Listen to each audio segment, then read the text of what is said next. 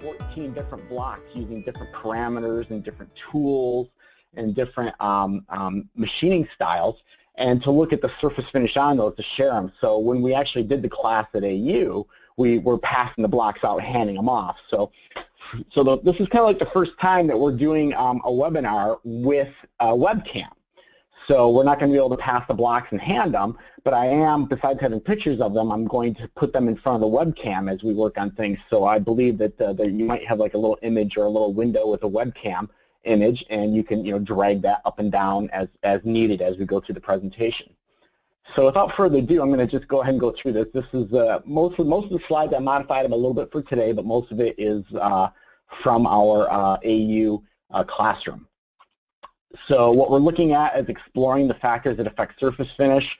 It's a huge topic. We could spend a webinar just on the individual pieces I'm talking about today. We could do a whole webinar on each piece. So, I mean, you could really turn this into, like a 2-3 day class if you really wanted to. So we're just gonna highlight some of the important stuff. Okay. Key learning objectives from today. At the end of today, what I want you to be able to understand is how the tolerance that you use can affect your surface finish. I want you to understand how the step over and the cusp can affect your surface finish, and how programming strategy, what strategies or what techniques you use to program your part can affect your surface finish. We're also going to talk just a little bit about some other aspects that affect surface finish. Okay, and of course, we'll always have time for questions. So with that, when you talk about surface finish, what are you talking about? Okay. In the engineering definition, you've got roughness, waviness, and measurement. And you can buy, and I have an image of it here on the screen, and I also have it on the webcam. If you're looking at the webcam, you can actually buy, you can get them from Amazon or lots of places, a surface finish gauge, so you can gauge the surface finish, that you have, what you machined, what you actually have. And the gauge will usually have like milled areas for gauging, grinding areas for gauging, lapping, turning, and that type of stuff. Okay? When we talk about surface finish, there's roughness, waviness, and measurement.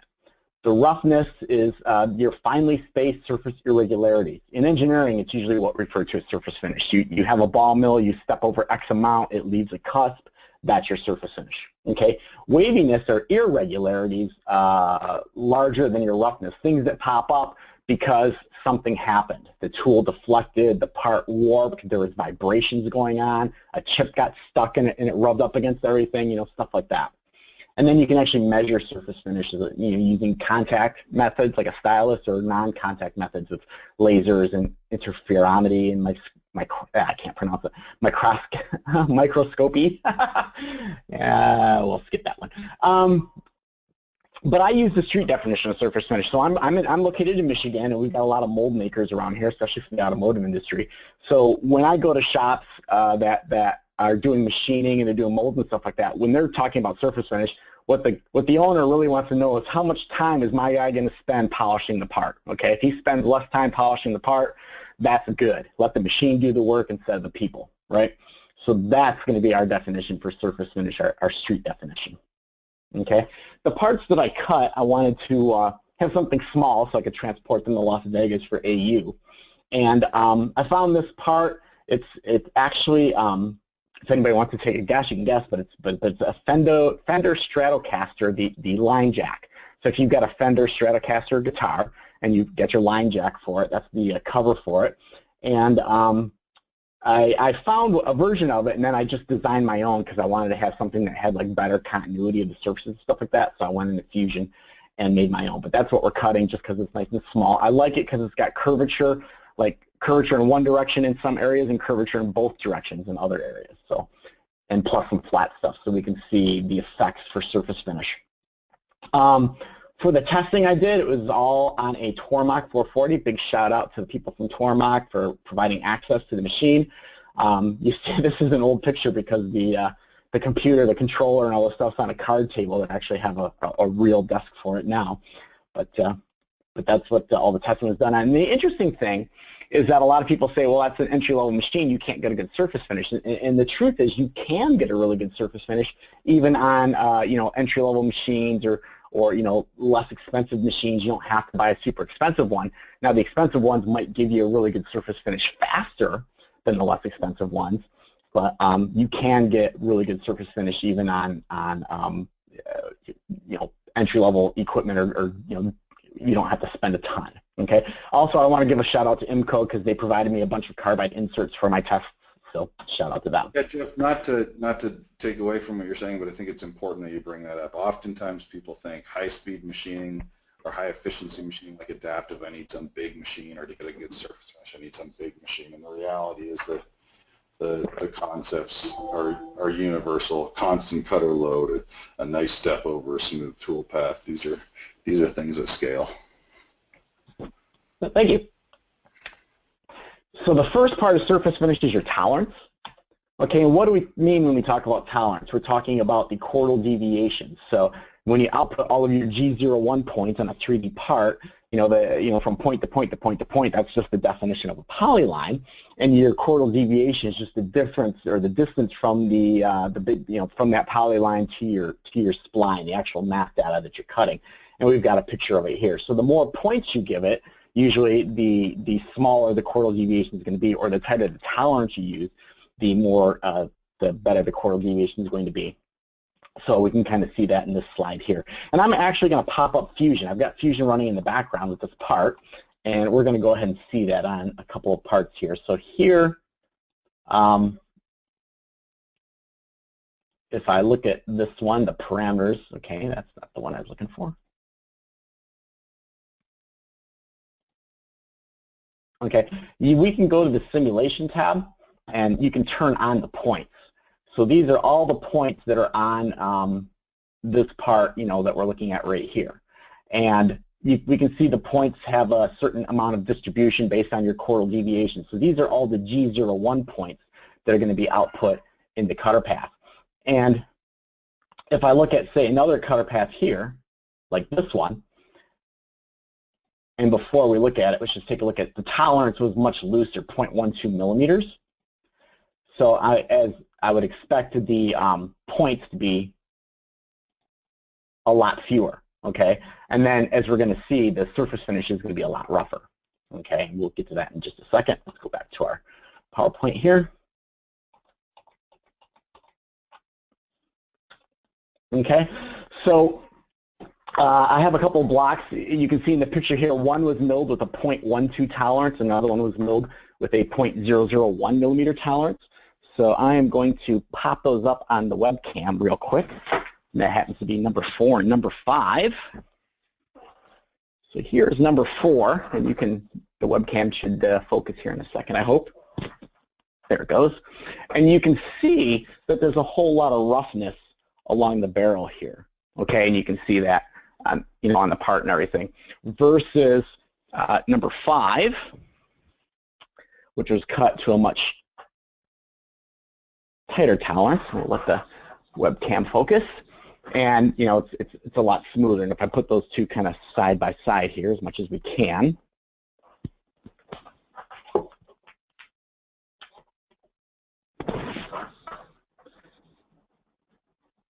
you can see the one on the right, you know, is a lot rougher. So the tolerance is your first step when it comes to surface finish. And where the tolerance is, in this presentation, we're kind of making it kind of neutral to CAM systems for the most part. So in Fusion 360, your tolerance is shown in your 4th tab for your toolpath parameters.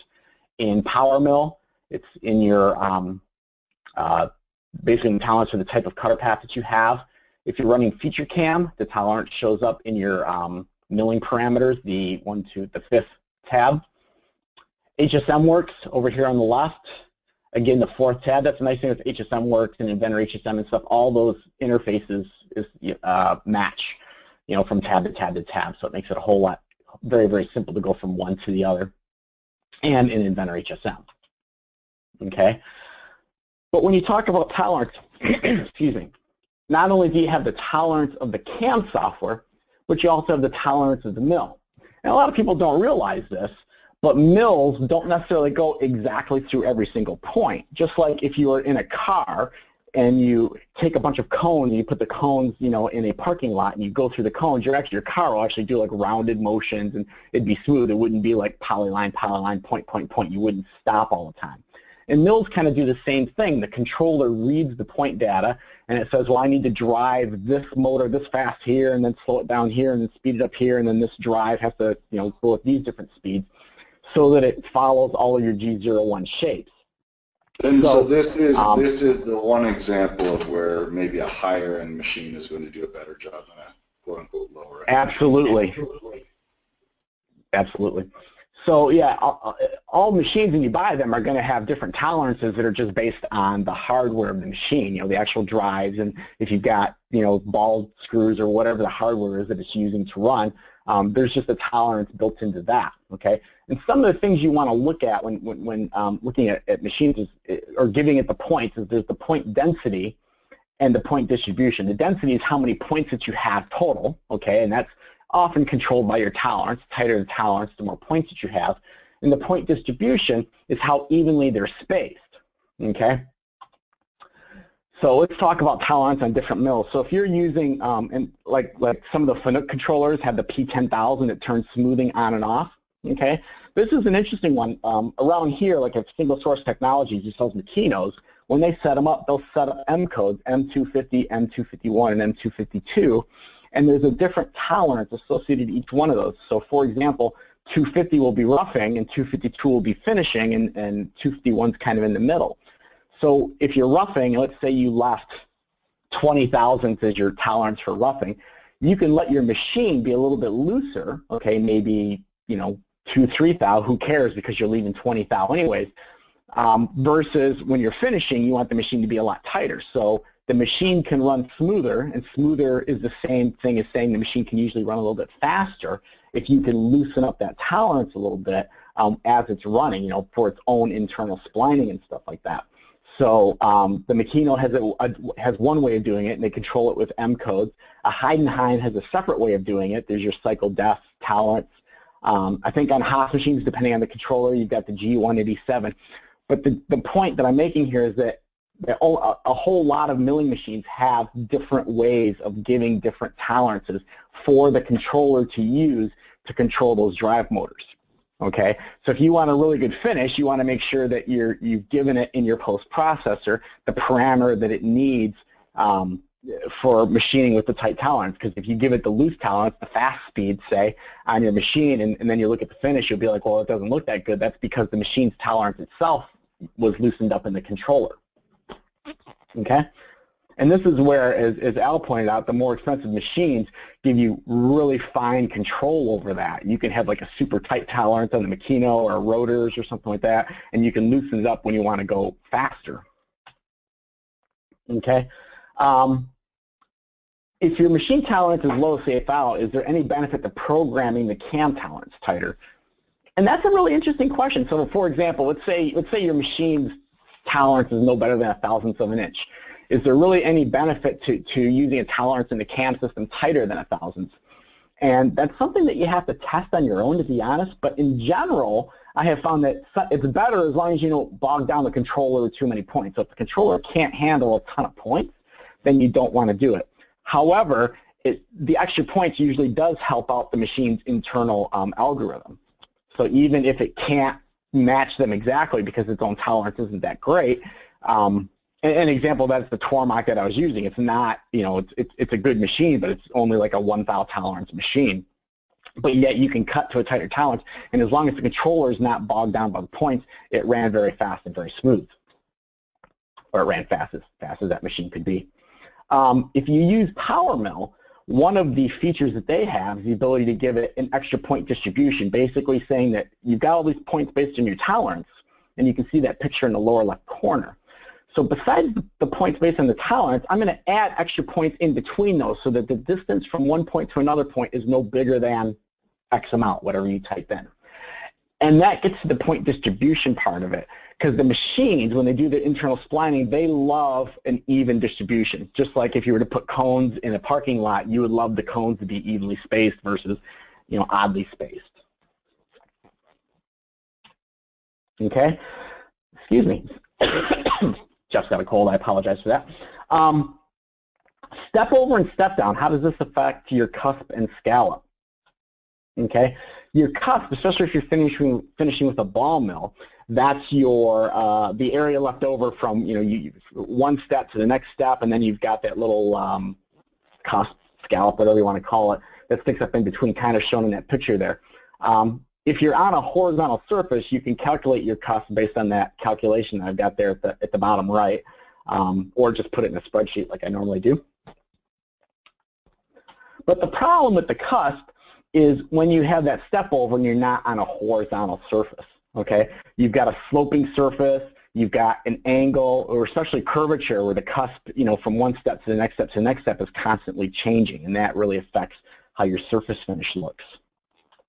Okay, so what I've got is I've got two examples utilizing a large cusp, which is number one, and utilizing a smaller cusp, which is going to be number two. So the 0.8 millimeter step and a 0.25 millimeter step. So on the sheet here, this is what I'm calling block number one and block number two, and I'm listing here what size tool we used.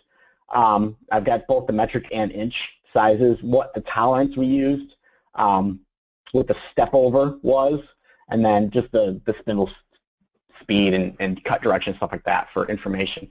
So if I grab number one and number two, and move these guys out of the way. Here's number two, and we'll let that focus for a second. And you can see that it's a lot smoother of a finish. It's much tighter. That's the one with the tight step over. The one with the loose step over, number one, as soon as that zoom focuses, you can see that's very, very rough in there. In fact, I'm going to rotate this a little bit so you see that even better. Okay, so your step over obviously affects your surface finish. So the tighter the step, the better the surface finish is going to be. Okay, and those are some pretty extreme examples. We'll just go back here. You can see the pictures. I set up my camera on a tripod to try to get those pictures as clear as possible in the PowerPoint. Okay, in Fusion, as soon as I go there, so those step overs, this is number one. Zoom out a little bit here. Okay, so you can see the step over with one, and then you can see the step over with number two, and it's a lot tighter. So obviously the cusps are a lot smaller.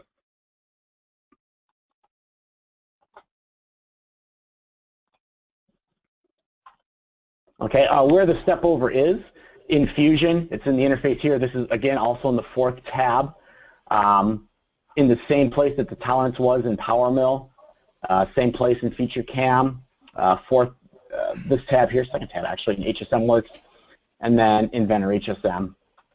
So trying to hit all the Autodesk CAM options here. So a tight tolerance, you want for a good surface finish, you want to use your tolerance, and then the next thing you want to do is obviously adjust your step over so you have good surface finish. Then one of the third things you want to do is you want to look at your actual cutter path strategy. What strategy are you using to mill the part so that you can get a good surface finish? Okay. So, for example, in this picture here, we went in the Y direction with our step overs, and what happens is that leaves like a larger cusp on that face where that yellow arrow is, and I'll show you in Fusion in just a second. And then if we went in the X direction instead, that just leaves a cusp somewhere else. So let's just go ahead and go to Fusion. Let's take a look at those. Okay, so when it's in the Y direction, if I measure the step over on this face here where my mouse is like in a 3D fashion, it's going to mathematically leave a bigger cusp than say on this barrel here because it's got a higher slope angle or definitely larger than in the horizontal area here. Jeff, can I just jump in just for a second because there's a good question. Yeah. I think you covered well, but maybe we'll just reinforce the difference between tolerance and step over. To reinforce what Jeff was saying, the tolerance is how closely the tool path follows the geometry of your solid, but then the step over is what's going to produce the cusp height, this bit of material in between steps. So the step over is how close together the passes are, but then when you're going along that path, how closely that follows the geometry, or how much can we deviate to create less points. Hopefully that helps clarify what Jeff was saying there. Yes, thank you. Thank you very much. So if I go in the opposite direction, you see how far apart these cutter paths are here, where my mouse is, and that's going to leave a larger cusp there. So let's take a look at what were those block numbers. So that was number 2 and number 6. So I'm just going to go ahead and pop those up. We already saw number 2. So if we take a look at number 2, and I'm going to turn it so it faces the camera a little bit more, and the webcam was focusing earlier pretty well, but not so much right now.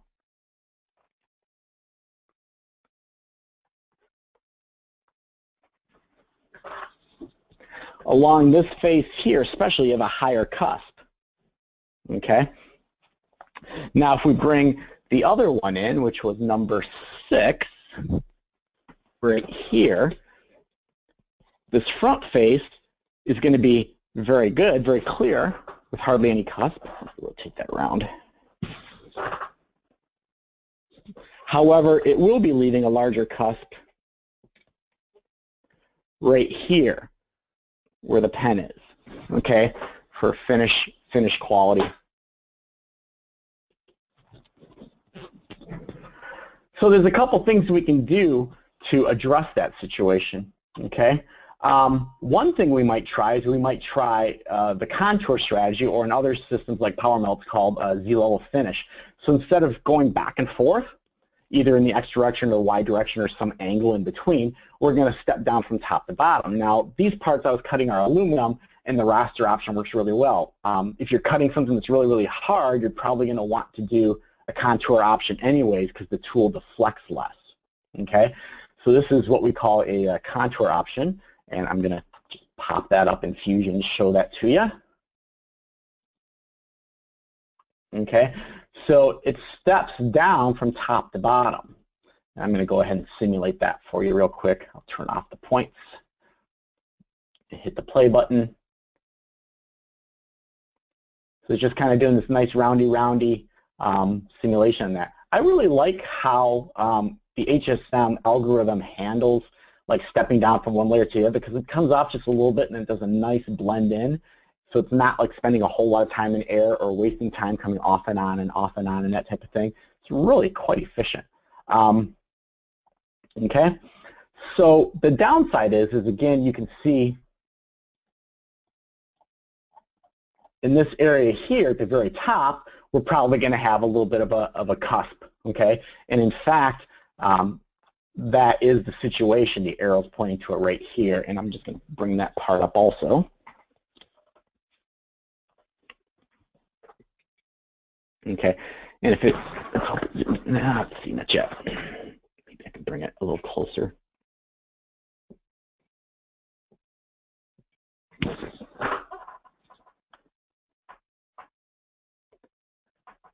They don't make macro lenses for webcams so well, do they?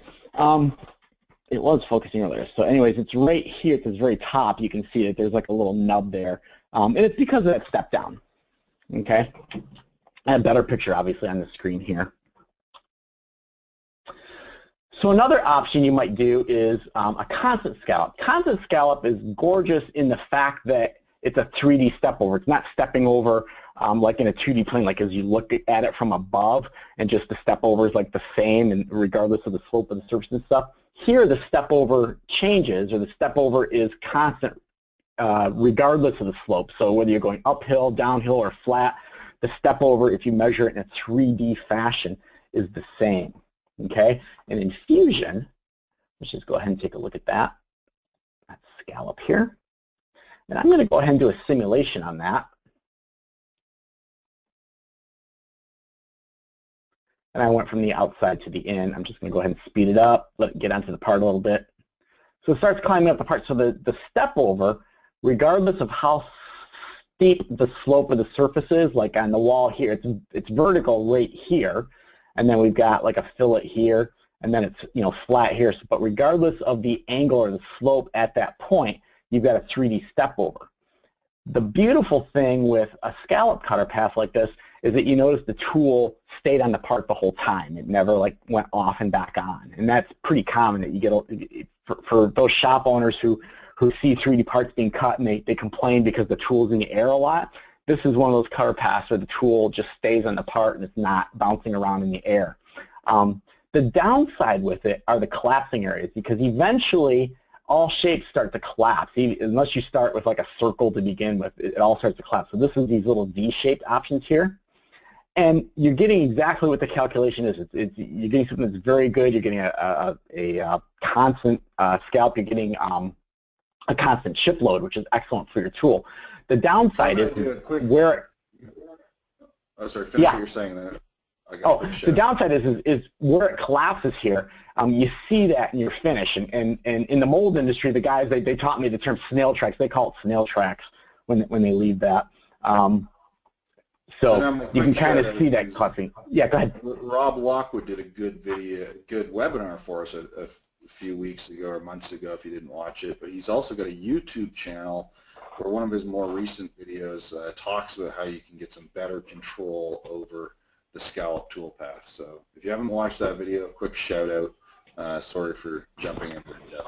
Oh no, it's great. And Rob's truly an expert. He could teach this class probably better than I could. So yeah, he knows his stuff and then some.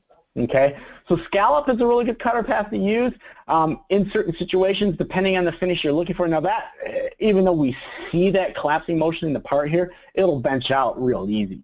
So it's not like a big deal. It just depends on whether you want that or not. Okay, but that's a good option to go with. Okay, another option, this is kind of popular in the mold industry, especially for hard parts, is your slope angle. So if you haven't machined, if you've done 3D parts like this, parts with the fillets and contours and all that kind of stuff, and you haven't done slope angle, you should probably give it a try. Okay, so basically what we're going to say is well, let's do the planar finish, or let's do the parallel on the flatter areas where it makes a really, really nice finish, and let's do the contour or the Z-level finish on the steeper areas, okay, where it leaves a really nice finish. So I'm going to combine the two, okay? And in Fusion, that's actually pretty straightforward to do, because all you have to do is in your parameters, you just click on the slope button here and you tell it your angle. So in this case, if horizontal is 0 and 90 is vertical, I'm saying let's cut everything between 0 and 45 degrees, okay? And to complement that, I do the contour. Okay, you see a lot of bouncing around the air on that. That's because I forced it to do climb milling the whole time versus climb conventional. And in contour, I said go from 40 to 90. So remember, the previous one went from 0 to 45, and this goes 40 to 90, which means I've got 5 degrees of overlap between those two cutter paths. So in fact, if I look at those two, kind of like this, you can see that there is a little bit of overlap on this. Okay. Now, when doing the parallel option, you have the choice. Do I want to parallel like in the Y direction, or the X direction in this case, or in the Y direction? And my personal opinion was on this particular part, the X direction looked better. Okay, but they both ended up looking really, really good. Okay. Quick thing worth bringing up. Several users have asked about the comparisons in runtime. Jeff and I and company will work together, and we'll get something up on the forum so you guys can take a look at this in a little more detail. And again, a shout out to the forum. If you're not on the forums, look there. In the next little bit, we'll get some of that information for you to dive deeper into it. Perfect. Thank you. Yeah, it's great. Definitely hit the forums. There's a lot of brains in that forum. There's a brain trust, and our forum, honestly, I've seen lots of the other forums. It's part of my job is looking at the competitors' forums, and ours is the best. We've got the best people, the best comments, and it's probably one of the most active. It's a good thing you said that, because I see Neil Stein on here, Steinworks. I see Seth on the webinar right now, so much of that brains trust is watching live right now. Fantastic. So if I look at number 12 and bring that one up, and it's probably not going to focus on the camera so well, but I think that's this one. But you see the finish in this picture, it looks really good because there's no scallops anywhere. It's cut the whole part, which is gorgeous. So the slope machining, especially if you're in the mold industry, you're cutting really hard stuff, slope machining, it's one of those advanced options a lot of people don't totally understand, but can really, really come in handy for hard materials or for trying to get really good surface finish on parts. Okay, here's another thing that I think is really important to help you get good surface finish on parts, and that's pencil tracing. Okay, pre-relieving the corners before you do your finishing. Okay, I've got a video here, so before I run this video, I'll maybe just turn up your speakers and I want you to listen to the tool. Okay.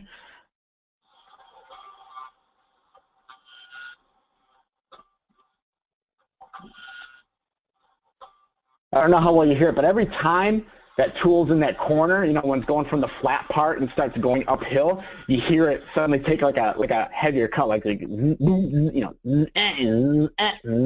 like, okay, I can't imitate it so well, but that's what's happening. Jeff, we often say a good machinist can tell a good cut from across the shop, but it's whether it be adaptive clearing or finishing, you can tell when the cutter's happy and when it's not happy. Yeah, exactly. And but every time it's in that corner, it's vibrating, right? It's taking a higher chip load, and the cutter's doing a little more deflection, a little bit more vibration, and that really affects your surface finish. And I've got another cutter here. What I did is I ran pencil trace on this front half, but not on the back half. So you're going to hear it pretty silent on this front part, but you'll still hear that little bit of noise in the back part.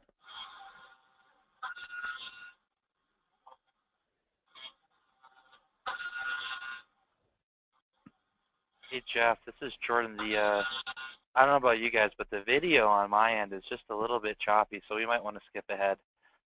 Okay. Yeah, it is a little choppy, but there's a request that maybe we can get some of these up on the YouTube channel. They're short. Maybe we can put them up on Instagram after the fact. Oh, absolutely. Yeah, we'll put them I'll put them on Instagram too. In fact, funny, one of them is on Instagram today. The first one I posted on the Instagram channel before the webinar, basically pushing the webinar, saying, "Hey, what can you do to get rid of that sound?" So.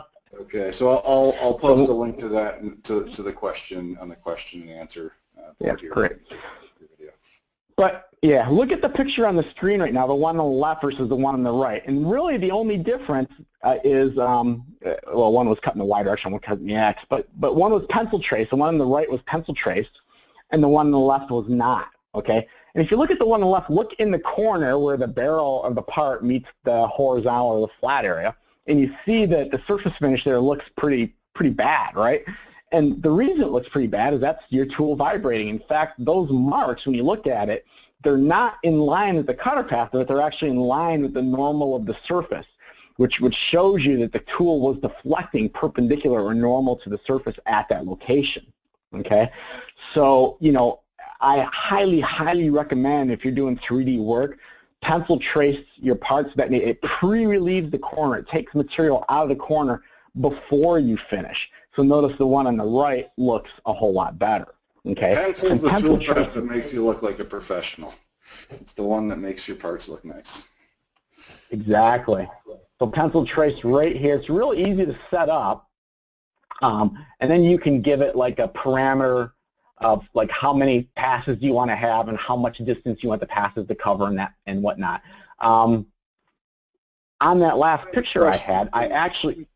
Did you machine right to size on that pencil trace, or did you have a little bit of a stock to leave on that?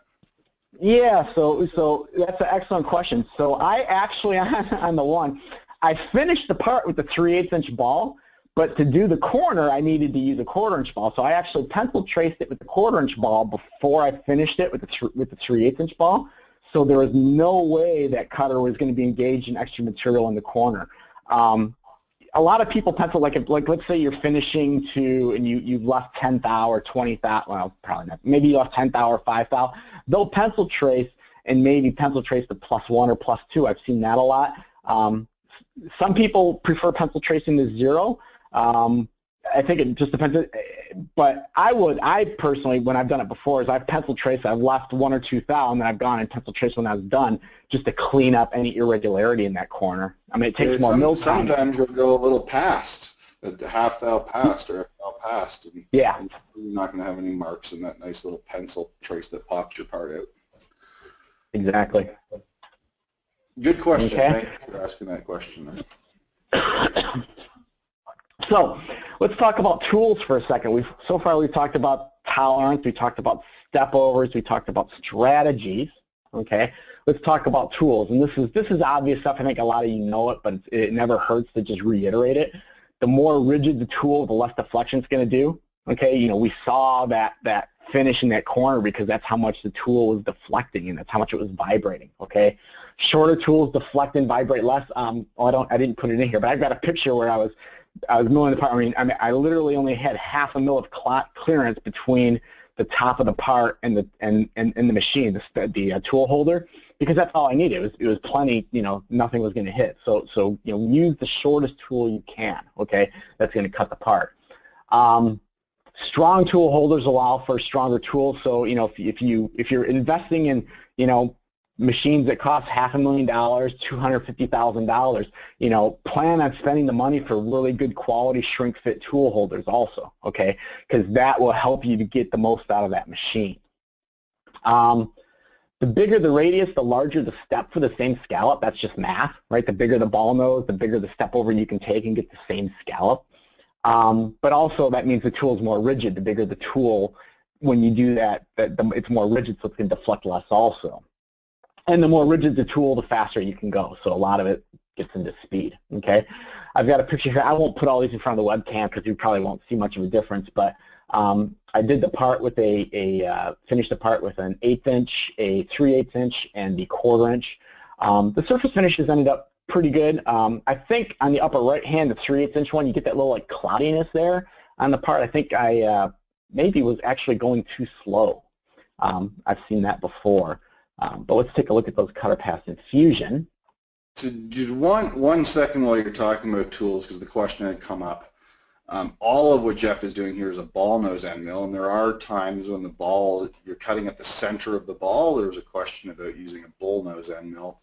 That's another great thing to research if we're not going to dive deep into it in this webinar, but a bull nose end mill will give you a radius to cut with, but out at the circumference of the tool and can give you a much better surface finish. Yeah, and also the bull nose, if you can use it, especially in a contour, your surface feet per minute, you're getting better surface feet per minute with a bull nose than typically with a ball mill on a lot of your finishing, which helps out also. So one of our form experts, Neil Stein, is saying yes, the cloudiness is coming from the chip smearing, not taking a big enough chip, so increasing the feed rate will help that. So thank you, Neil. Yeah, thank you very much. So these are just the same cutter paths with the different size tools, so nothing too spectacular there. I did have to adjust the step over, especially for the 1/8 inch tool, to get the same scallop that the 3/8 inch tool allowed, right? So 3/8 inch tool, I was able to step over, a little bit larger here versus the 1/8 inch tool to get essentially the same scallop, and that's just math figuring that out. Okay.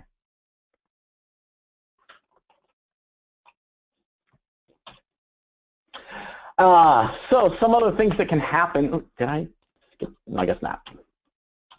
Some other things that can happen with your tools is sometimes you can get, especially in aluminum and stuff like that, is you can get like an orange peel effect, and that has to do with maybe some harmonics of your machine, or you don't have an edge touching all the time on your part. So sometimes you can get like an orange peel effect. This picture didn't show it real well, but you can see in the reflection of the light where it's not, in the reflection where the pointer kind of goes up and down a little bit. Sometimes they refer to that as orange peel. Our forum expert might be able to shed a little more light on it, but again, adjusting feeds and speeds can sometimes help that out. And then the cloudiness we kind of talked about earlier, where I recommend it faster. There's a bunch of people on the webinar here. How do you address the orange peel effect? And Jeff, keep going, and then maybe in the next 5-10 minutes when we're wrapping up, I'll find out what our users to deal with. Yeah. So one interesting thing when you talk about tooling is if you talk to a company that makes both types of tools, that makes like a solid carbide cutter, and then they make maybe like a cutter where you can put in an insert in the nose for a ball mill or something like that, they will usually tell you that the inserted cutter will provide a better finish. So if I called Ingersoll or Sterling Edge or something and say, hey, what's going to give me the best finish on a ball mill on a part like this, they would usually recommend their inserted cutter here. So I have one. It did a really good finish also. It did a great job. Was it tons better? Probably not tons better, based on the extra cost of, because that cutter was actually fairly expensive, list price. But it did a really nice finish, and it is pretty, what's the word I'm looking for? It's very rigid. I mean, even though it's a steel body with the carbide insert versus the whole thing being carbide, it's fairly rigid, and a lot of that rigidity just came from, the conical shape of the holder and everything.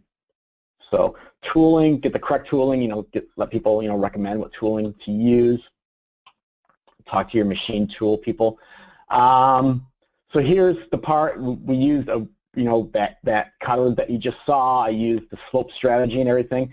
You can see, I'm going to bring my mouse up, you can see the line just a little bit here where the contour, the Z-level finish, and the planar or parallel kind of meet up, and here's the overlap region. But it came out really, really nice in that regard. I'm really happy with the results, of the cutter path on this part.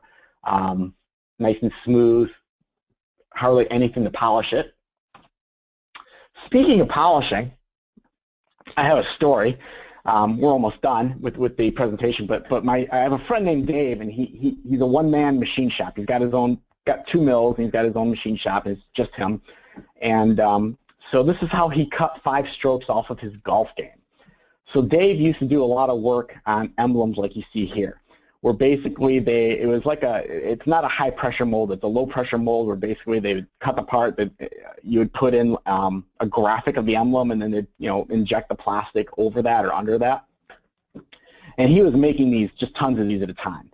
So what he did was he would put like 10 or 15 of them on his mill at one time, because that many would fit on his bed. So he had a pallet and a fixture, and he'd put 10 or 15 on, and he'd program his cutter path, and he'd hit go, and he'd do the tool changes, cut the parts, cut a little 10, 15 of them. So while it was cutting, he'd go do a few holes of golf, and then he'd come back, and what he did was he would actually, these are just Dremel bits, right? And you can get them. In this case, I got some with the 1/8" spindle, or the 1/8" shank. And you could take the Dremel bit, and you can just squirt a whole bunch of polishing compound on your mold, take the Dremel bit, put it in your part, run like a parallel cutter path on it, or a Z-level finish, hit go, and then go do a few more rounds of golf. And when you get all done, and this is an example of the part I had at Autodesk University, the picture on the right, you can see the reflection. That's my AU badge in the part itself a little bit there. So the moral of the story is, if you want to get like super shiny, it depends on whether you want to waste the mill time. If you let your mill run overnight, you go ahead and stick a Dremel bit in, slather some polishing compound on your part, make a cutter path, let it go have some dinner or play around the golf or whatever you prefer. So for brilliant surface finish, that's one step that you can go. I love you sharing that out of the box little tip and trick. I'm sure there's a lot of users there that maybe wouldn't have thought of that. It's great. Similar kind of thing, but if you haven't seen those Lang fans to blow your parts off in the machine before you take them out, or use a 2D chamfer operation to break the edges so you're not doing that manually. There's a lot of things in the machine that you don't traditionally think of. Thanks for bringing that up.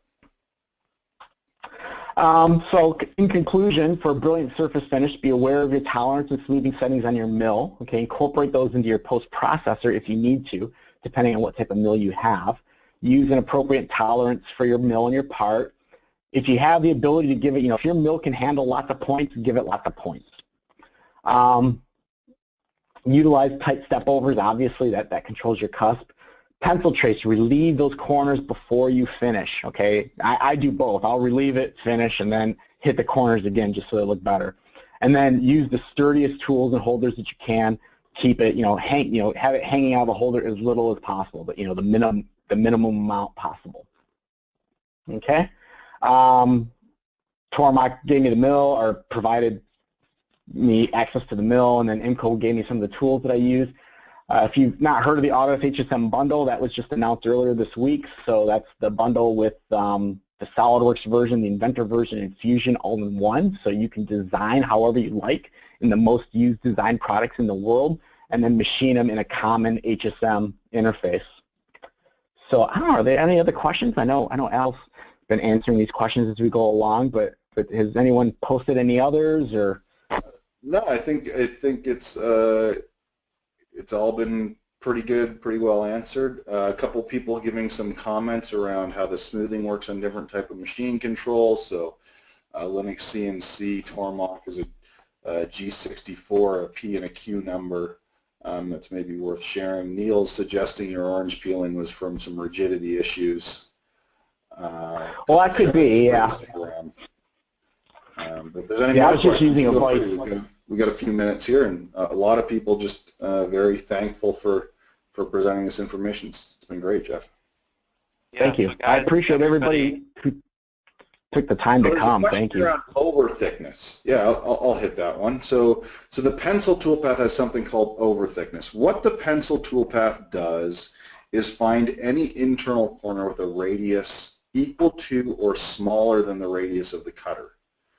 But you may want to use a 1/8 ball end mill in a 1/4 inch cutter, in a 1/4 inch internal radius. So the over thickness allows you to tell the toolpath, go look for internal corners with a greater radius than the radius of my cutter. So that's what the over thickness is. And then when you use that, naturally you'd probably want to add several passes, so multiple step overs to the pencil toolpath. That's what over thickness does. Thank you.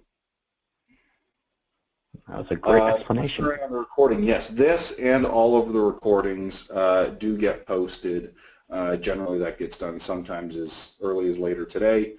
If not, you'll be able to get that recording early next week. Yeah, guys, this recording will be up on our YouTube channel today. Perfect. Thank you, Wayne. So everybody, get your questions submitted as we wrap this up. And then, Jeff, if you'd be so kind to open up a browser. I want to just show everybody a couple of really great resources here. A lot of us have friends and family that might be interested in STEM programs or whatnot. I just want to direct you guys to a couple of quick places. So the first one, Jeff, if you'd be so kind, navigate to Autodesk Education. Guys, this is an amazing program. Basically what Autodesk has done, if you're not familiar, a lot of people that join us every week, they know, but for students and educators, they can get access to Autodesk technology for free as long as they're a student or an educator. So please, let your friends and family know about this program if they're in school or if they're teachers.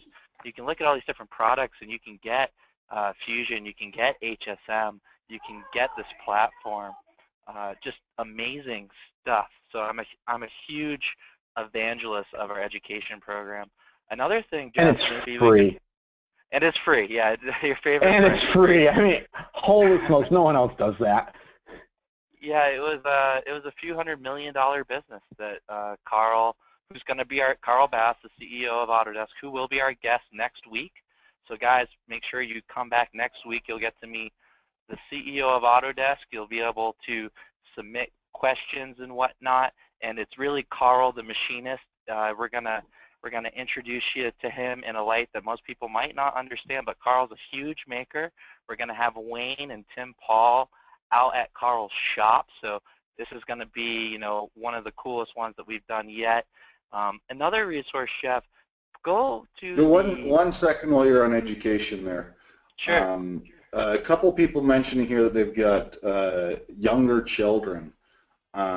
My son, I've got him going on one of the Autodesk products, Tinkercad. It's a great way if you want somebody that's a little younger to explore 3D modeling. It's a product called Tinkercad made by Autodesk, and it's suited more for the elementary, maybe into middle school. By middle school, I think you can start using Fusion, but it's a great product to introduce people to 3D design. Absolutely. And then, yeah, Instructables, another great resource if you guys aren't using this and you've got some projects you want to go. Chances are someone's put together a really nice tutorial as to how to, make whatever you'd like, and this is an Autodesk resource as well. And then we also have, Jeff, if you could toggle back to your browser real quick, we've got the CAM forum, and then the idea station. So those are a couple places. And then also let's visit a place where they can access their posts as well. So on that CAM form, just as I showed, there's a couple people asking about Jeff, the PDF, your comparison PDF. A few people want access to the Fusion file. I'll do what I can to get some of that stuff up on the forum. So that's a push. I know Seth and some of the other forum guys will be happy that we're pushing towards the forum. So we'll get some of that stuff live on the forum for you to get access to the file and to some of these other resources in addition to that. Yeah, just to put it in perspective, this forum here that Jeff has up on his screen, this is the most active CAM forum on the planet as far as I know, and we literally have customers helping other customers, and then Autodesk employees monitoring this, and then the idea station, Jeff, you just want to click on ideas right next to forums under the Autodesk community. You'll be able to see, yeah, just a little to the left there, and a little bit up. There you go, right there. That's perfect. So if you guys, as you're using the product, this is one of the really great things. I mean, Al, he lives and breathes this stuff, and that's his role. He's really trying to, Jeff, can you get back into that browser? What are you doing to me? All right, stay focused. So guys, what we're doing here with the HSM Idea Station, we got the Idea Station for other products, but as you're using this technology and you've got a great idea, I mean, it's all about community. So submit your ideas. People can upvote those ideas, and then Al looks at these things and gets them right into products. I mean, the good ones we've already seen have transitioned into the product, so this is an amazing opportunity for our community of HSM machinists, regardless of whether you guys use SolidWorks, Inventor, the cloud. It doesn't matter. You guys can all influence the direction of the product. It's huge. I don't know of anyone else doing stuff like this out there. I mean, Al, Jeff, correct me if I'm wrong, but to me this seems amazing. It's amazing. There's a lot of ideas that we need to implement. There is a release coming out in Fusion this month that's going to have some stuff in it. And then on the topic of surface finish, a shout out for CAM beta mode. The blend of stuff that we've been talking about will start to show up in Fusion this month in beta mode. Nice. So that's an extension of kind of things that start in an Idea Station type area. And I think the last thing that I'd like to encourage everybody to do is, Jeff's one of the guys that is out there, and he's posting a lot of the content that you guys see on Instagram. So if you haven't already followed the HSM handle, Jeff, could you just maybe pull up Instagram real quick? You can just log in. Let's show them the Autodesk Instagram handle. We'd love for everybody to tag us in their posts and follow this. And then we also have a few guys that are AEs on the team, and you can follow them as well. And always feel free to direct message the team on Instagram. We love seeing everything that you're doing, but go out there, give us a follow. We'll follow back. And, it's a great way to interact with us. We love seeing the pictures and the videos. Yeah, absolutely. And one more favorite event. Go ahead. After you've done that, jump back to the Fusion Show CAM sample files. There's a couple of people that want access to your file, and I just inspired this to be a good file to add to CAM samples. So show people where CAM samples are, and then by the end of the day, Jeff's file will be hiding there. Right down here is your CAM samples. Yeah, and I can. There's lots of example files that show different areas of the toolpath, but I think this exploring surface finish sounds like a good one to add. So take a look there. By the end of the day, we'll get pushed up. Absolutely. I did talk about surface finish. Even though it's an ink-sensitive machine, my son has a Mini, so I milled him this over Christmas, and you can see the picture of it. I hope if you in the webcam viewer, and it just came out gorgeous. And it was simple. It took me a whole probably 10 minutes to program this part. So it took longer to find it than it took me to program it. Awesome.